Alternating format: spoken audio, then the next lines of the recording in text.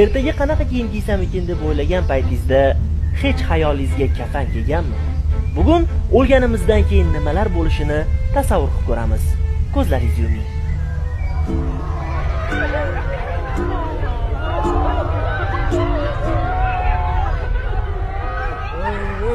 Oy.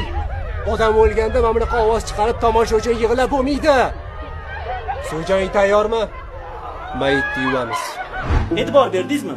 Birinchi bo'lib muomaladan chiqadigan narsa bu sizning ismingiz va kimligingiz. Hoji aka bo'lasizmi? Boy aka bo'lasizmi? Falonchi iblardan bo'lmaysizmi? Sizni shunchaki mayit, murda, o'lik, nari borsa rahmatli deyshadi. Xullas, sizlarga savol. Tomi yo'g'i 4 ta oyog'i bor. Gaz benzinda yurmaydi. Xohlasanglar ham, xohlamasanglar ham umringizda bir marta tekinga minasizlar. Xo'sh, bu nima?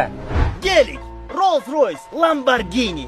Qanaqa qimmatbaho mashinangiz bo'lishidan qat'iy nazar, oxirgi manzilga sizni tobutda olib ketishadi. Dang'illama qasrda yashaysizmi, kulbadami farqi yo'q. Baribir oxirgi uyingiz qabr bo'ladi. Nasib qilsin deb yaxshi niyat qiling. Qanchadan qancha odamni yer qabul qilmayapti-yu. Bo'ldi-da endi. O'lgan odam o'ldi. Hali tikka turishinglar bor. Mana qo'shni ham ovqat olib chiqdi. Keyin yeb olamiz.